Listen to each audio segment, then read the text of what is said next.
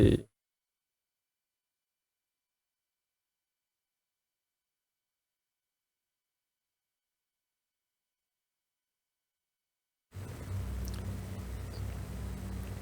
Bismillah, Assalamualaikum warahmatullahi wabarakatuh. Alhamdulillah, salatu wassalamu ala rasulillah wa ala alihi wa sahbihi wa mawalah. Wa la hawla wa la quwata illa billah, ma ba'd. Masyaallah muslimin, rahimani wa rahimakumullah. Ahlan wa sahlan wa marhaban bikum. Kami ucapkan kepada seluruh pemirsa Fata TV yang dimuliakan oleh Allah Azza wa Jalla. Alhamdulillah, atas nikmat dan karunia Allah, kita masih bisa bertegur sapa kembali di acara yang selalu kita nanti-nantikan, program live interaktif Fata TV. Insyaallah pada kesempatan kali ini bersama Ustadz Dr. MH Hasan Ayatullah dengan tema Hidup Indah dengan Sunnah. Alhamdulillah kita telah terhubung dengan Ustadz Dr. MH Hasan Ayatullah. Mari sama-sama kita sapa beliau terlebih dahulu. Ya, Assalamualaikum warahmatullahi wabarakatuh, Ustaz. Waalaikumsalam warahmatullahi wabarakatuh. Ahlan wa sahlan. Ahlan bikum, Ustaz. Suara Anda terdengar jelas, Ustaz ya?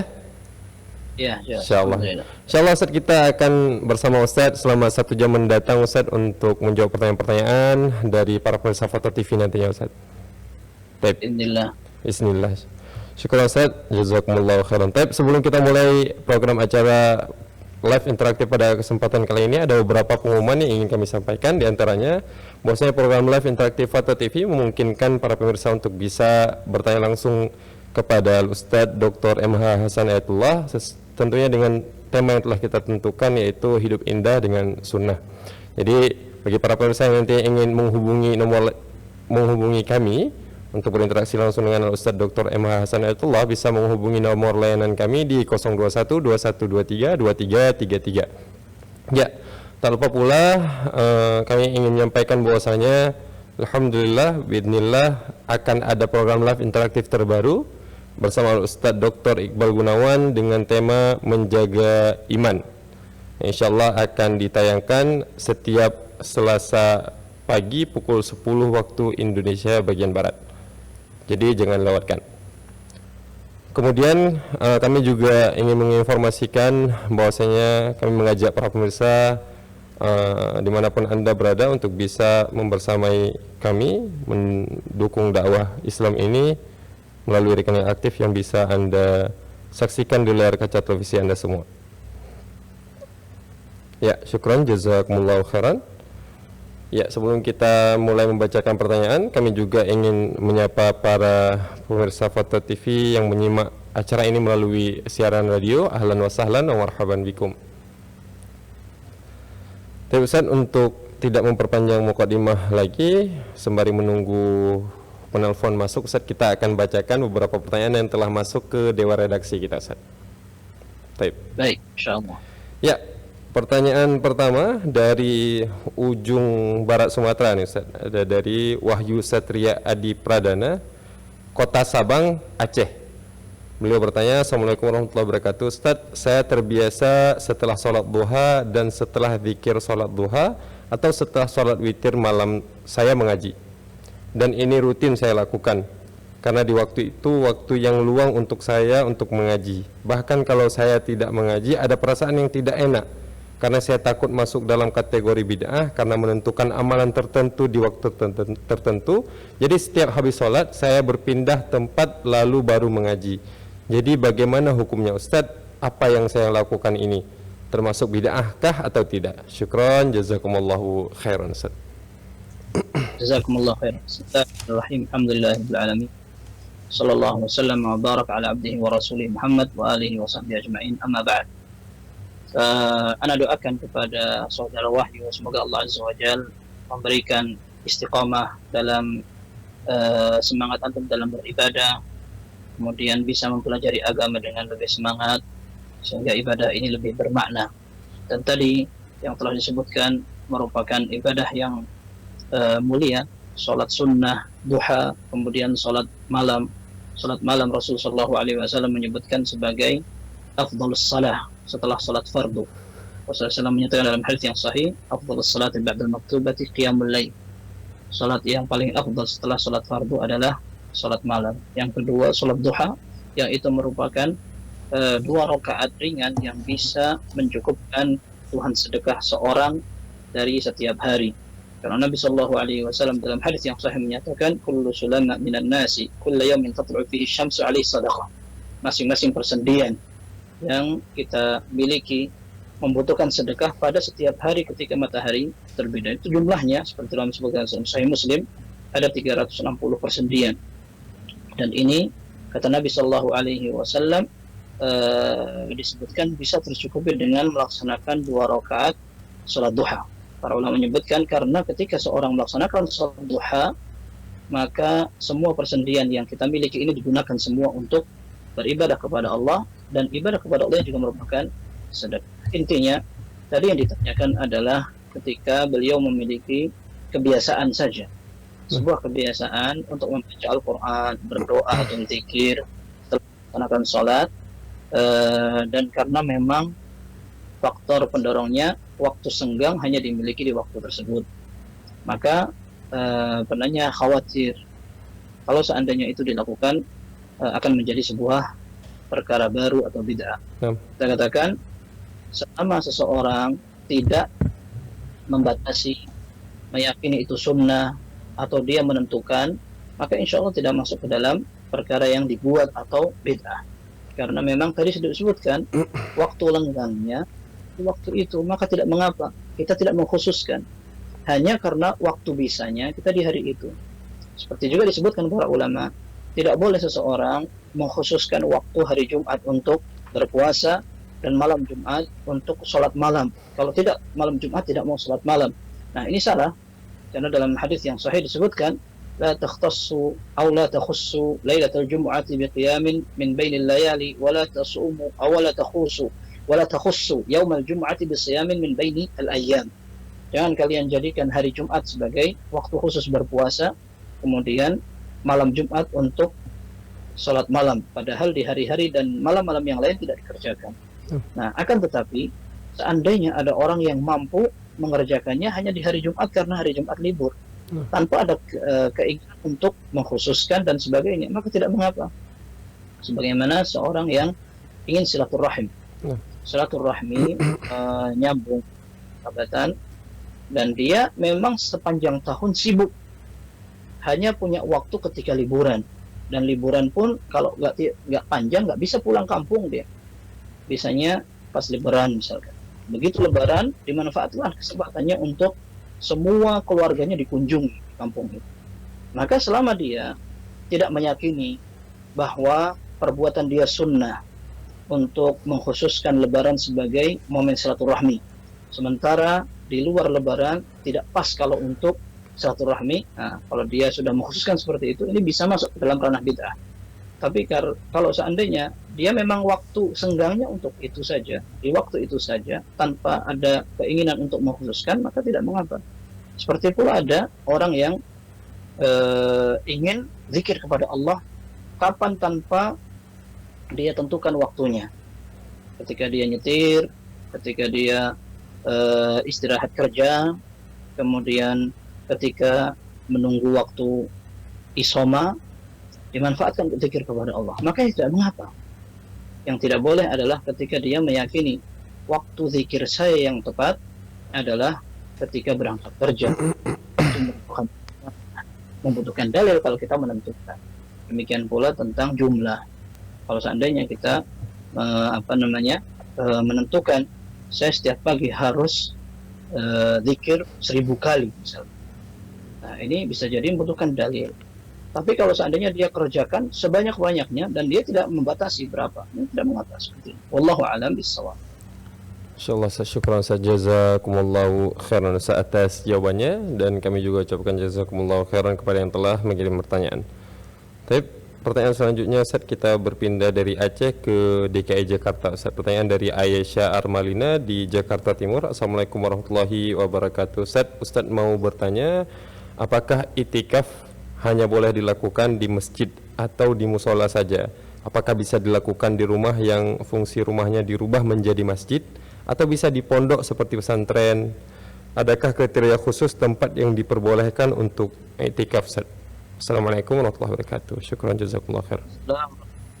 Barakallahu fiikum. Ini sepertinya pertanyaan lama di bulan Ramadan Nah, Ustaz. sebelum i'tikaf. Tapi mudah-mudahan tetap bermanfaat dan Nah. bisa dimanfaatkan untuk kesempatan-kesempatan berikutnya. I'tikaf artinya adalah tinggal di masjid untuk melaksanakan ibadah kepada Allah Subhanahu wa taala lebih fokus dan lebih serius, dan dia bisa membatasi hubungan dirinya dengan dunia. Para ulama menyebutkan bahwa i'tikaf di masjid merupakan syarat. Sebagaimana firman Allah, wa antum ma'akifuna fil masajid, yang sedang i'tikaf di masjid. Sehingga kalau seandainya pertanyaan tadi disebutkan antara masjid dan musalla, kita sebutkan musalla dalam bahasa Arab artinya adalah lapangan. Dalam istilah fikih, ketika Nabi Shallallahu Alaihi Wasallam keluar ke musalla, beliau keluar dari rumahnya menuju musalla, artinya adalah tanah lapang untuk mengerjakan salat hari raya, istisqa, kemudian juga salat jenazah. Beliau keluar di tanah lapang yang bukan menjadi tempat masjid. Kalau salat jenazah memang ada tempatnya, tapi bukan di akan tetapi kalau musalla yang kita pahami dengan bahasa kita, maka sebenarnya itu adalah masjid. Hanya sebagai masjid, tidak digunakan untuk sholat Jumat. Dan ini yang kita pahami dengan istilah musalla. Musalla artinya adalah tempat yang dipakai sholat fardu 5 waktu, hanya tidak dipakai untuk Jumatan. Sebenarnya masjid-masjid di zaman Nabi Shallallahu Alaihi Wasallam juga ada, seperti masjid yang digunakan oleh kaumnya Mu'adz bin Jabal. Ketika Mu'adz bin Jabal mengimami sholat Isya untuk kaumnya, kemudian ada sebagian masjidnya Bani Salimah di tempat yang sekarang dikenal dengan Masjid Qiblatain, sekitar itu namanya Masjid Bani Salimah. Kemudian ada beberapa tempat juga yang mereka sholat di kaumnya, dan Nabi SAW juga menggunakan wa salatuki fi masjid qaumiki afdalu minki min salatiki fi masjidi, kata Nabi SAW ketika bersabda kepada sebagian sahabiah yang pengen sholat bersama Nabi SAW. Nabi SAW ingin mengarahkan yang lebih afdal seorang wanita, kamu sholat semakin tertutup, sholat di rumah lebih afdal daripada sholat di masjid kampung, sholat di masjid kampung lebih afdal daripada sholat di masjidku, kata Nabi SAW. Dan ini menunjukkan ada beberapa masjid di zaman itu yang digunakan sholat fardu oleh para sahabat, tetapi ketika Jumatan hadir untuk bersama-sama di Masjid Nabawi mendengarkan khutbah Nabi SAW. Sehingga sholat dengan masjid yang kita pahami di tengah-tengah masyarakat sama. Seorang wanita haid tidak boleh masuk ke musalla, yang kita pahami itu. Nah, kemudian tidak boleh ada jualan di situ. Ya, kemudian beberapa hal yang betul-betul dilarang di masjid biasanya maka tidak boleh dilakukan di masjid atau musalla yang kita gunakan bahasanya. Dengan demikian, i'tikaf di musalla boleh. Karena para ulama mensyaratkan bahwa i'tikaf boleh dikerjakan di tempat yang digunakan untuk sholat berjamaah. Adapun sholat Jumat tidak menjadi syarat tempat yang digunakan sebagai tempat yang bisa dimanfaatkan untuk i'tikaf. Hanya itu lebih jelas. Masjid yang digunakan Jumatan dengan musalla yang tidak dipakai untuk Jumatan, kalau kita disuruh pilih, kita pilih i'tikaf di tempat yang dipakai untuk Jumatan sehingga kita tidak perlu untuk keluar. Tapi kalau kita masih di musalla yang tidak dipakai Jumatan, maka tidak boleh kita tidak Jumatan alasan i'tikaf. Karena i'tikaf sunnah, kemudian Jumatan wajib. Adapun perempuan, karena mereka tidak wajib untuk salat Jumat, atau orang yang tua tidak mampu untuk Jumatan, tapi ada musalla di depan rumahnya yang dipakai salat 5 waktu, atau anak kecil yang mereka juga tidak wajib untuk Jumatan, lalu mereka ingin diajak i'tikaf oleh ibunya di musalla di depan rumahnya, maka tidak mengapa ini.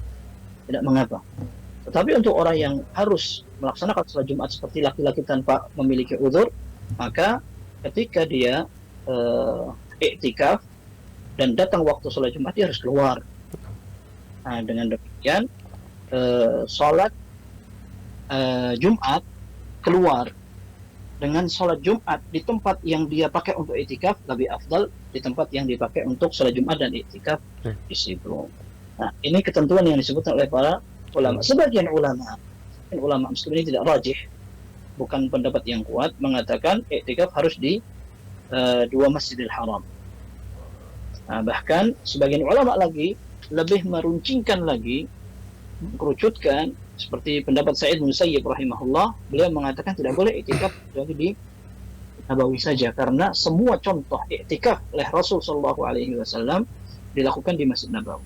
Akan tetapi wallahu alam, iktikaf di Masjidil Haram boleh, di lain tempat pun boleh. Seperti dalam sebuah hadis dikatakan la i'tikaf illa fi thalathati masajid, tidak ada iktikaf yang boleh dilakukan kecuali di 3 masjid. Masjid Nabawi, Masjidil Haram, dan Masjid Aqsa. Wallahu alam, hadis itu ada kelemahannya. Kalaupun sahih, seandainya itu dinyatakan sahih, maka pun demikian bisa dipahami bahwa iktikaf di 3 masjid afdal, tetapi di tempat lain pun dibolehkan. Kemudian tadi kan dalam pertanyaan seperti pesantren yang sudah dirubah fungsi atau rumah yang juga sudah dirubah fungsi. Kalau betul-betul dirubah fungsi, artinya dia digunakan sebagai tempat salat. Karena di kampung itu misalkan tidak ada masjid, akhirnya sebagian warga mengatakan sudah, rumah saya wakafkan untuk dijadikan masjid, atau tidak diwakafkan tapi pakai saja sebagai masjid, maka itu sudah menjadi masjid, maka tidak apa-apa iktikaf di situ.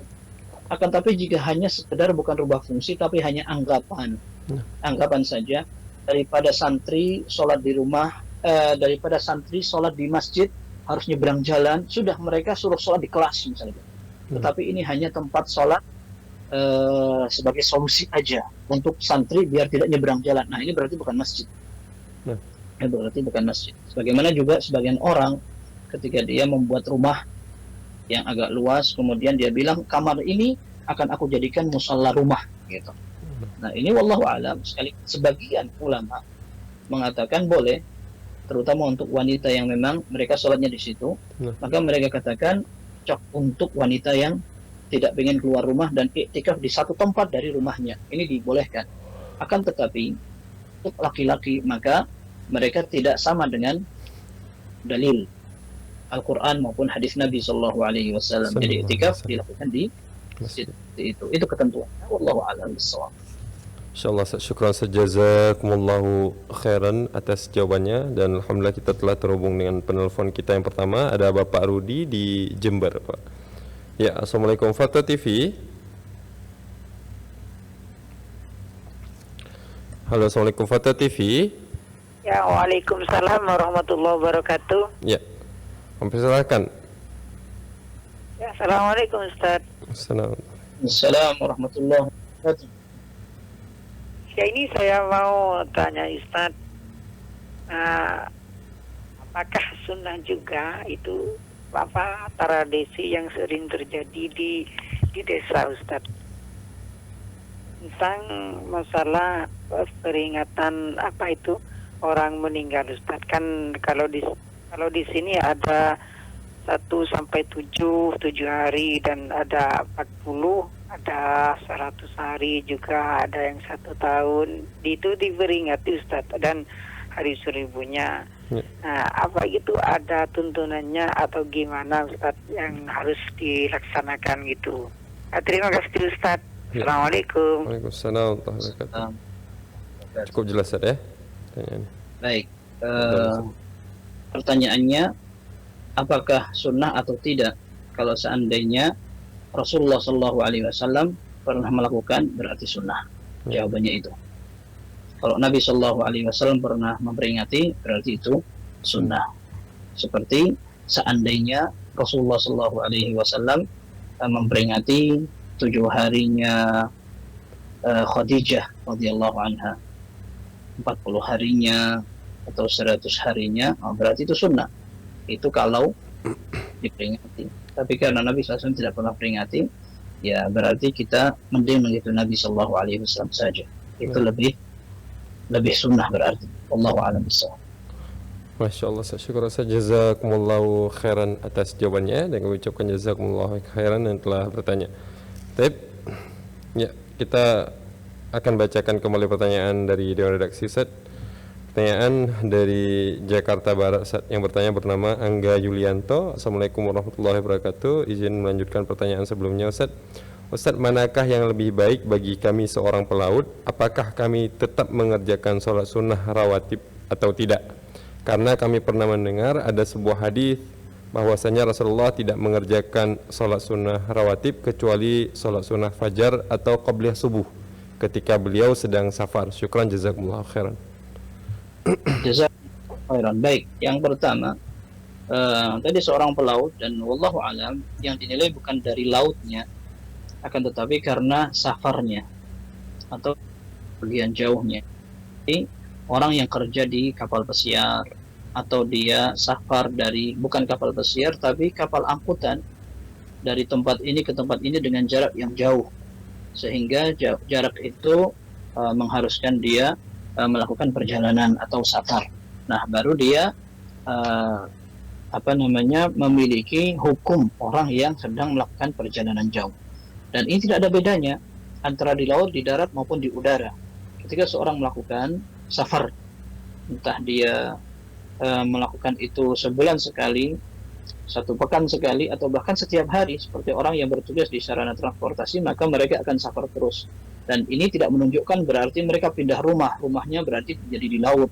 Nah, tidak. Akan tetapi tetap mereka dalam kondisi safar atau melakukan perjalanan jauh. Nah, para ulama menyebutkan, apakah safar berarti gugur kewajiban untuk sholat sunnah atau sunnah untuk melaksanakan sholat sunnah? Para ulama menyebutkan boleh. Orang yang ingin melaksanakan sholat sunnah ketika dalam kondisi safar boleh. Terutama sholat yang sangat utama, yaitu pertama witir, yang kedua 2 rakaat sholat fardu. Sholat 2 rakaat qabliyahnya sholat subuh. Dan tadi disebutkan itu ada riwayat yang sahih dari Abu Qatadah radhiyallahu anhu, Rasulullah sallallahu alaihi wasallam perang dari sebuah pertempuran, wallahu alam itu perang Tabuk.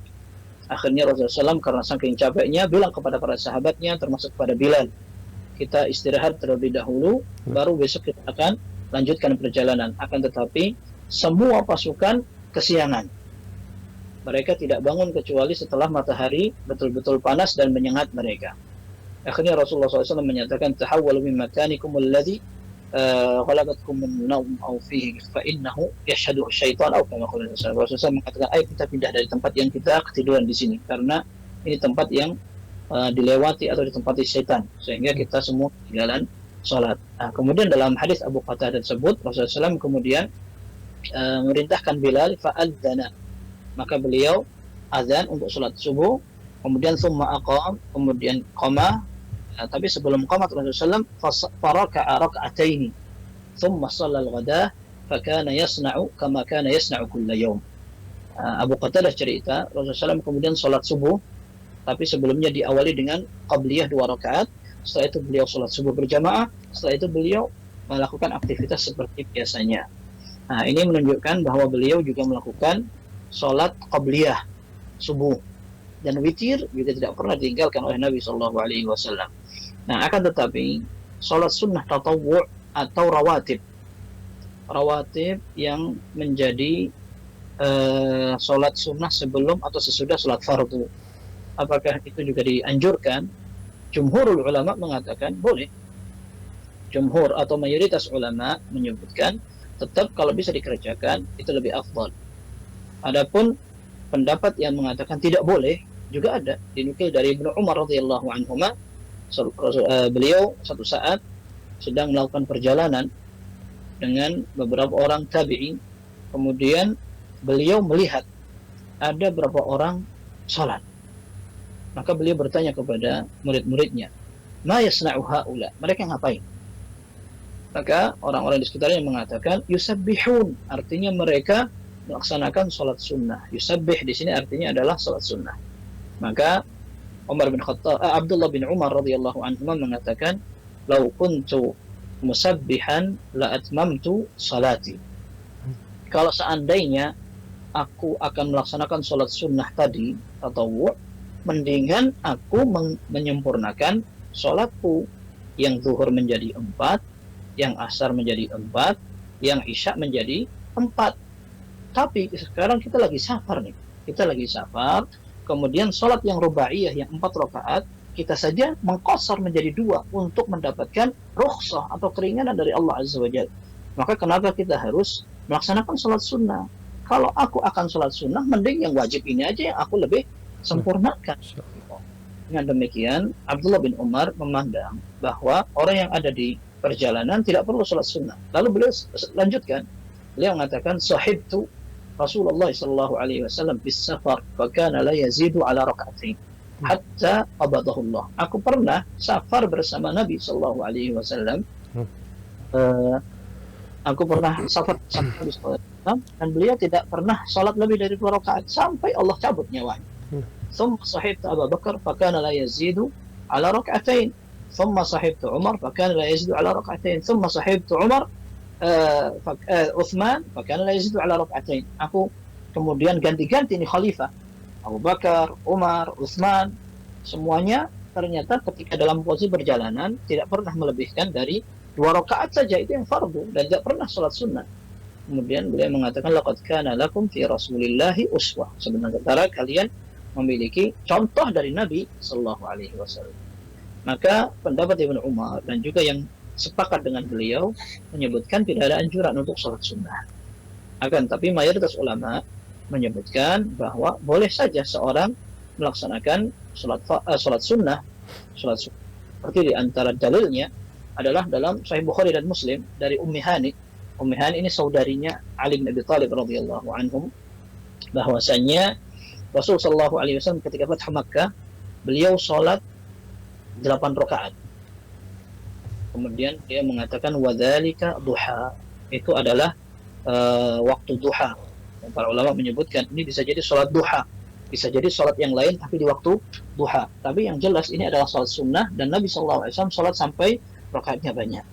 Kemudian dalam hadis riwayat Al-Bukhari dan Muslim, Rasulullah SAW juga disebutkan kana yusabbihu ala dhahri rahilatihi qibala ayyi wajhin tawajjah wa lam yakun Rasulullah sallallahu alaihi wasallam yaf'alu dzalika fi shalat al-maktubah. Rasulullah SAW terbiasa salat di atas kendaraannya di mana saja kendaraan itu melakukan perjalanan, tidak melihat ke kiblat. Karena salatnya sunnah, dan para ulama mengambil kesimpulan ketika seorang melaksanakan salat sunnah dan dia di atas kendaraan, maka kalaupun tidak menghadap kiblat tidak apa-apa.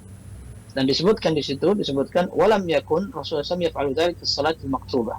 Rasulullah SAW tidak pernah sholat fardu di atas kendaraan. Menunjukkan kendaraan ini maksudnya safar, perjalanan. Jarang Nabi SAW menggunakan kendaraan keliling kota Madinah atau dari rumahnya menuju ke Masjid Nabawi, karena memang rumahnya, sehingga menggunakan kendaraan itu menyebutkan cerita ketika beliau safar. Dan ternyata beliau tetap sholat. Ini menunjukkan bahwa beliau melakukan sholat sunnah di safar. Seperti itu. Wallahu a'lam. Antum kalau seandainya mampu untuk melaksanakan sholat sunnah silahkan. Dan itu bisa jadi memotivasi dan menjaga keistiqomahan ibadah antum, termasuk di laut dan di mana saja, ketika kapan saja kita akan berhadapan dengan ombak dan sebagainya. Bisa jadi itu lebih menjaga keistiqomahan dan ibadah. Allahu a'lam bishawab, itu tergantung kemampuan dan sikap. Allahu a'lam bishawab. Insyaallah, syukran Ustaz, jazakumullahu khairan atas jawabannya. Ya, kita berpindah ke pertanyaan selanjutnya, Ustaz. Ada pertanyaan dari Triyono Abu Yusuf dan ini masih berkenaan afwan, Ustaz. Ternyata sudah ada telepon yang masuk. Kita dahulukan penelpon terlebih dahulu, Ustaz. Ya. Ada Ibu Rosmini di Pacitan. Assalamualaikum Fatwa TV. Waalaikumsalam warahmatullahi wabarakatuh. Ya, persilakan Ibu. Iya. Assalamualaikum warahmatullahi wabarakatuh, Ustaz. Assalamualaikum warahmatullahi wabarakatuh. Iya, kami ingin menanyakan tentang sholat witir yang bisa diqadha. Itu kalau pagi itu berapa rakaat? Kan katanya genap. Kalau 4 rakaat itu 1 salam apa bagaimana? Dan waktunya umpamanya habis subuh itu bisa apa enggak waktunya? Jadi tidak menunggu siang. Itu bisa apa enggak? Terus kalau sholat malam itu kalau ingin mendapatkan 100 ayat itu tidak urut. ya cuma sehafalnya, potongan pamannya 10 ayat surat Kahfi yang pertama, 10 ayat surat Kahfi yang terakhir, terus surat Al-Mulk, terus surat Ar-Rahman, begitu Ustaz. Kadang-kadang juga dari Al-Baqarah berapa ayat itu bisa apa enggak, seperti itu. Ya. Terima kasih jawabannya. Jazakallahu khairan. Assalamualaikum warahmatullahi wabarakatuh. Waalaikumsalam warahmatullahi wabarakatuh. Assalamualaikum warahmatullahi wabarakatuh. Baik, pertanyaan pertama tadi tentang orang yang ingin mengqadha salat malamnya. Dalam Sahih Muslim disebutkan kan Rasulullah SAW, "Idza lam yaqum min al-lail, shalla min an-nahari 12 rakaah." Rasulullah sallallahu alaihi wasallam apabila dalam Sahih Muslim, Rasulullah SAW apabila tidak bangun malam karena ketiduran atau karena ada kebutuhan, maka Rasulullah Shallallahu Alaihi Wasallam di siang harinya melaksanakan 12 rakaat sholat. Dan para ulama mengambil kesimpulan, berarti kalau sholat malam yang jumlahnya ganjil atau witir ketinggalan, maka diganti di siang hari tidak witir tetapi genap. Otomatis Rasul Shallallahu Alaihi Wasallam yang terbiasa melaksanakan 11 rakaat malam hari seperti dalam riwayat Aisyah, kana la yazidu fi Ramadan wala fi ghairi ala 11 rakaah, kata Aisyah radhiyallahu anha, Rasul Shallallahu Alaihi Wasallam tidak pernah nambahi jumlah bilangan rakaat 11, entah itu dibilang di bulan Ramadan atau di luar bulan Ramadan. Maka beliau ketika siang hari beliau mengganti dengan 12 rakaat. Kapan waktunya? Sebagian ulama menyebutkan itu waktunya duha. Waktunya duha. Adapun habis subuh, wallahu a'lam, para ulama menyebutkan itu waktu larangan. Sehingga kalaupun ada yang ingin menggunakannya untuk mengqadha salat, yang pernah ada riwayatnya adalah hadis takrir. Rasul sallallahu alaihi wasallam membolehkan sebagian sahabat yang belum sholat qabliyah subuh, belum melaksanakan sholat 2 rakaat sebelum subuh, lalu habis sholat subuh dia melaksanakan 2 rakaat. Maka Rasulullah SAW melihatnya dan beliau membiarkan. Ini menunjukkan bahwa ini bisa masuk dalam kategori sunnah karena Nabi SAW tidak mengingkari. Bahkan dalam riwayat kalau tidak salah Rasulullah SAW bertanya, kenapa antum melaksanakan 2 rakaat setelah sholat subuh? Dia mengatakan, saya belum melaksanakan sebelum subuh tadi. Maka dibiarkan oleh Nabi SAW. Adapun yang lebih banyak dari itu tidak ada riwayatnya. Maka wallahu alam, tempat mengganti atau mengqadhanya adalah di waktu duha paling tidak. Seperti itu. Wallahu alam bissawab. Kemudian tadi yang ditanyakan untuk membaca 100 ayat agar tidak menjadi orang yang lengah pada malam hari baca Al-Qur'an, maka wallahu alam memang tidak ada ketentuan harus urut. Kalau seandainya dia membaca dari ayat hafalan-hafalannya, maka tidak mengapa insyaallah. Tapi seperti biasanya kita nasihatkan kepada seluruh kaum muslimin untuk tidak terbiasa membatasi bacaan-bacaan kita. Hanya membaca surat Al-Baqarah saja, hanya membaca ayat kursi saja, membaca Yasin atau Al-Kahfi saja. Akan tetapi kita baca semua Al-Quran agar tidak menjadi orang yang memboikot atau sengaja meninggalkan Al-Quran. Jadi kita baca semuanya tiap hari dan insya Allah pahalanya banyak. Wallahu a'lam bishawab. Insyaallah. Syukran Ustaz, jazakumullahu khairan atas jawabannya, dan kami juga ucapkan jazakumullahu khairan kepada yang telah bertanya. Ya, masih ada telepon selanjutnya Ustaz. Ya. Kita angkat telepon terlebih dahulu. Assalamualaikum warahmatullahi wabarakatuh. Waalaikumsalam. Ya. Kami persilakan Ibu untuk pertanyaannya. Assalamualaikum Ustaz, barakallahu Assalamualaikum. Barakatuh. Halo, insya Allah dalam bulan ini saya mau pindah rumah atas karena saran suami, karena ini cuman saya kurang setuju karena di rumah saya yang sekarang ini saya sudah banyak datang kajian gitu, sudah ada kajian rutin gitu. Cuman kadang-kadang kalau saya kasih alasan itu, suami suka kurang setuju. Dia alasannya pindah rumah itu karena rumah itu dekat stasiun. Jadi dari kantornya ke stasiun itu kan gak jauh. Jadi dia kalau dari sini naik motor capek. Gimana ya Ustadz, saya mohon pencerahannya. Soalnya saya takut gak istiqomah di atas sunnah ini dengan saya pindah rumah di tempat yang baru, saya nggak tahu di situ ada kajian sunnah apa enggak gitu. Mohon pencerahannya Ustadz. Jazakallahu khairan. Assalamualaikum warahmatullahi wabarakatuh. Waalaikumsalam warahmatullahi wabarakatuh. Salam. Cukup jelas Ustaz ya pertanyaannya. Fadhal Ustaz. Kalau memang suami menghendaki untuk pindah rumah, dan itu sebenarnya bukan merupakan hal yang prinsip sekali untuk ditolak, karena selagi orang masih bisa melaksanakan hal yang mubah, kemudian tidak bertentangan dengan hal yang prinsip sekali, maka tidak mengapa, ya. Akan tetapi tinggal nanti dipikirkan bagaimana caranya, teknisnya, agar kita bisa juga nyaman di tempat yang baru. Ketika misalkan kita mendapatkan masalah di lingkungan pertama, kita sudah mudah untuk melaksanakan sunnah, ada tempat kajian, kawan sudah banyak yang kenal dan sebagainya. Kalau memang tidak memberatkan, di tempat baru pun insya Allah bisa dikondisikan. Cari tempat kajian di mana yang dekat, kemudian hal-hal yang kira-kira bisa mendukung untuk istiqomah tetap dicari. Kalau memang suami mau tidak mau bersikeras untuk berpindah di situ, karena bagaimanapun juga mentaati suami merupakan ibadah yang agung sekali, dan perintah ini juga tidak melanggar syariat, dan tentunya semoga tidak ada kesulitan dalam hal itu. Dan kita paham bahwa mencari lingkungan adalah hal yang berat sekali, dan tentu akan berpengaruh pada keistiqomahan seseorang. Maka itu yang disarankan. Kalaupun seandainya masih ada opsi untuk tetap tinggal di rumah yang lama, maka tidak mengapa juga, akan tetapi dijelaskan dengan bijak kepada suami, alasannya, sudah nyaman dan sebagainya.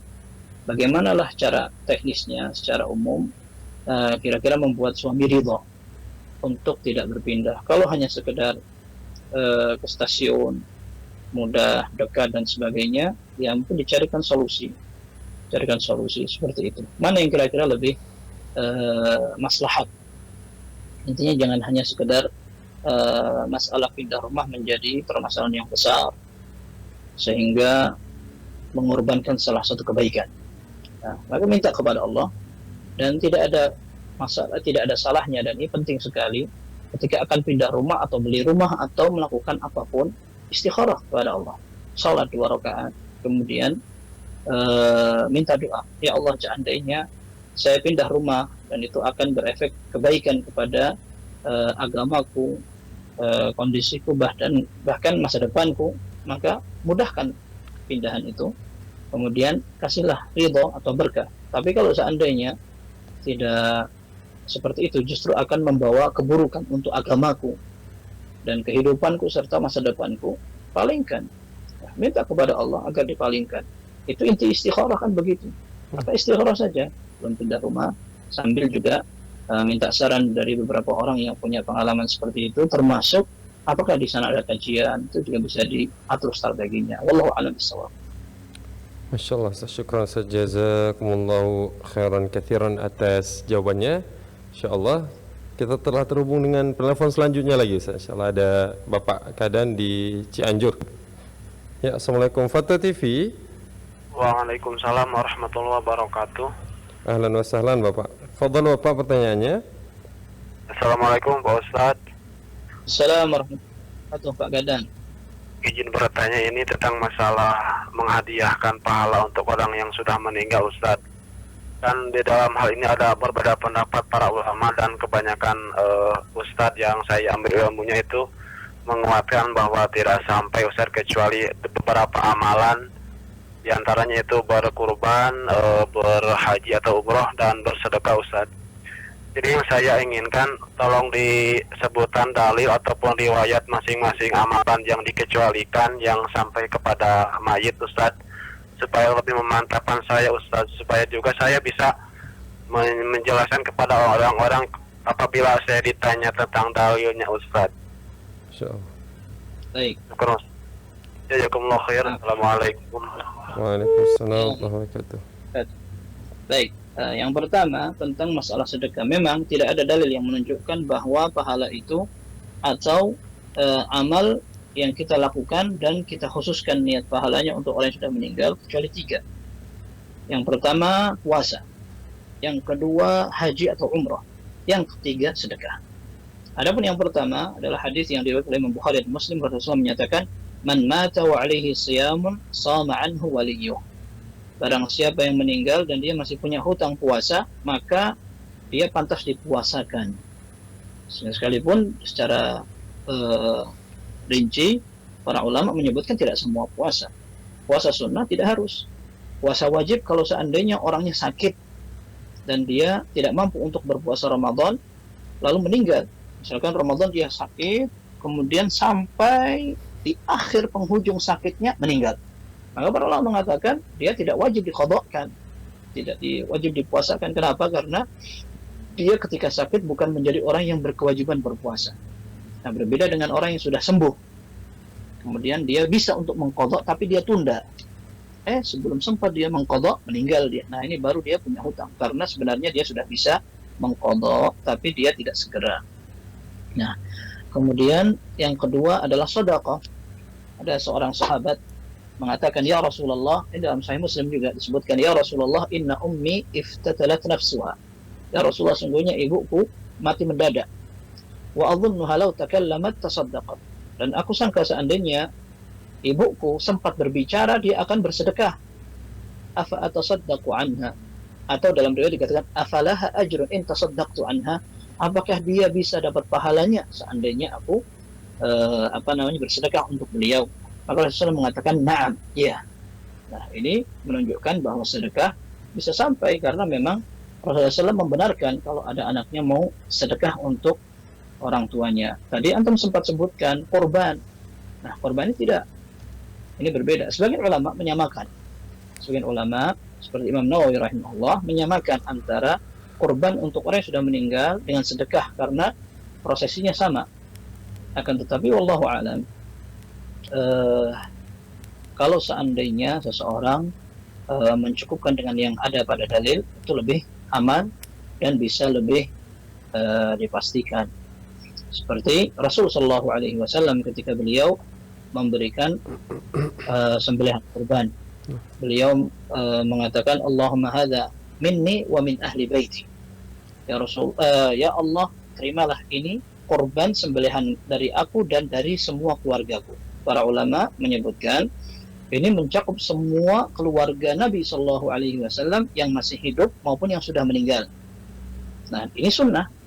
Ketika seorang nanti pada hari raya misalkan ingin berkorban dan dia misalkan niatkan, ini kambing ini aku inginkan pahalanya untukku, untuk istriku dan anak-anakku serta orang tuaku yang sudah meninggal, atau mungkin istri yang pertama yang sudah meninggal dan sebagainya, maka ini boleh karena Nabi Shallallahu Alaihi Wasallam tidak membatasi. Adapun dikhususkan untuk orang yang sudah meninggal, ya Allah ini untuk istriku yang sudah meninggal. Nah, ini tidak pernah ada dalilnya. Meskipun sebagian ulama mengkiaskan dengan sedekah, tapi kalau seandainya seorang mencukupkan dengan yang ada dalil, maka itu lebih aman, lebih selamat. Tidak berspekulasi dengan kecintaan kita dan baperan kita nanti orang yang tidur di kuburan sana bisa tenang, saya kirimi pahala. Ya, tentu kesayangan, kasih sayang kita kepada keluarga akan membuat kita mencari amal yang betul-betul bisa dipastikan sampai pahalanya, bukan spekulasi. Apalagi orang yang main-main saja dengan mengatakan itu insya Allah sampai. Buktinya apa kalau tidak sampai? Kan nggak kembali. Nah, artinya bermain-main dengan syariat, nggak boleh pakai logika atau bermain-main seperti itu. Kemudian yang berikutnya adalah haji dan umrah, karena Nabi Shallallahu Alaihi Wasallam membolehkan ketika ada orang menghajikan orang lain. Ketika ada seorang yang mengatakan labbaika an syubrumah, aku memenuhi panggilanmu ya Allah untuk syubrumah. Rasulullah mendengar, maka ditanya oleh Nabi Shallallahu Alaihi Wasallam, man syubrumah? Syubrumah yang kamu maksudkan siapa yang kamu hajikan? Akhun li au qaribun li, saudaraku atau kerabatku. Maka ditanya oleh Nabi SAW, hajjata an nafsi, kamu sudah haji belum untuk dirimu sendiri? Belum. Maka Nabi SAW mengatakan, hujja an nafsika thumma hujja an syubrumah. Kamu haji untukmu, setelah itu baru kamu boleh untuk menghajikan orang lain. Dalam riwayat yang lain disebutkan, ada seorang datang kepada Nabi SAW mengatakan, ya Rasulullah, ini seorang wanita dari sahabiyah bertanya, ya Rasulullah, inna abi inna faridatallahi ala abi adraka atau inna faridatallahi ala ibadihi fil haji adrakat abi shaykhan kabiran la yathbutu ala rahil afa hujju anhu qala na'am. Perempuan tadi, ya Rasulullah, sesungguhnya kewajiban haji dari Allah untuk hambanya telah mengenai ayahku, tapi ayahku sudah tua, tidak bisa naik kendaraan, apakah boleh aku hajikan? Kata Nabi SAW, boleh. Dalam beberapa riwayat dikatakan bahwa yang dihajikan sudah meninggal.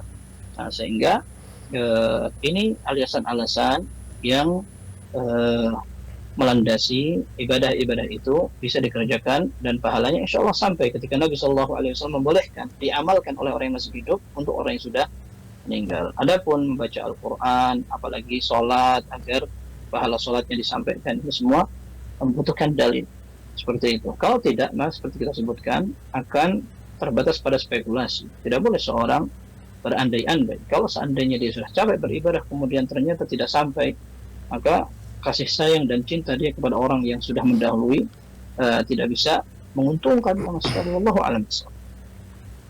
Insyaallah. Syukran Ustaz, jazakumullahu khairan atas jawabannya. Sepertinya masih tersisa waktu hanya 7 menit lagi, Ustaz. Kita minta satu pertanyaan ringan aja, Ustaz. Ada pertanyaan dari Rahmayadi Haribowo di daerah Yogyakarta, daerah Sima Yogyakarta. Apakah ada tuntutan, maksud kami, apakah ada tuntunan salat khalwah? Jazakallahu khairan. Jazakumullahu khairan. Iya. Pertanyaannya ringan tapi jawabannya yang berat. Kalau berat panjang. Jadi salat khalwah atau salat zahmah, ya. Salat khalwah itu artinya salat ketika menyendiri. Nah, ini mungkin bisa dilawan dengan salat zahmah, ya, salat rame. Jadi wallahu alam, semua salat atau semua salawat atau semua bacaan Al-Quran, semua sedekah dan semua ibadah, ketika kita akan kerjakan harus cari dalilnya. Kalau seandainya ada dalilnya, maka tidak perlu seorang berinovasi, karena ibadah yang dianjurkan sudah banyak. Tinggal kita pelajari saja, pelajari hadis-hadis, pelajari sunnah-sunnah dan sebagainya, kita akan tahu bahwa ternyata ibadah-ibadah yang belum kita kerjakan masih banyak. Maka kalau seandainya ada orang tiba-tiba mendapatkan ibadah itu, maka tobat, tolong siapa yang ngajarkan ditanya, dalilnya apa? Nah, tidak ada masalah seorang murid bertanya kepada gurunya, dalilnya apa?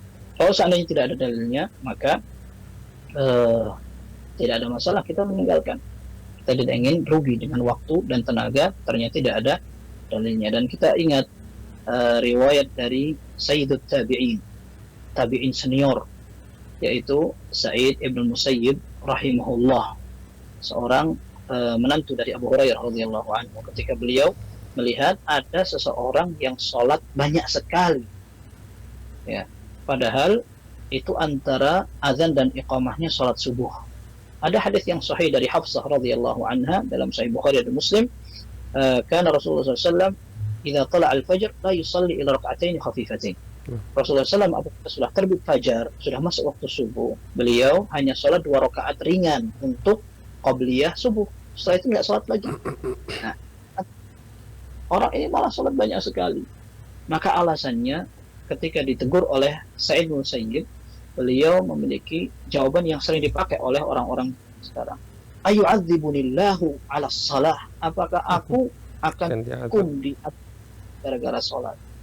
Nah, akan tetapi jawaban Ibn Musayyib rahimahullah, la, walakin yu'adzibuka ala khilafis sunnah. Tidak, akan tetapi Allah bisa menghukum kamu karena kamu menyelisihi sunnah nabinya sallallahu alaihi wasallam.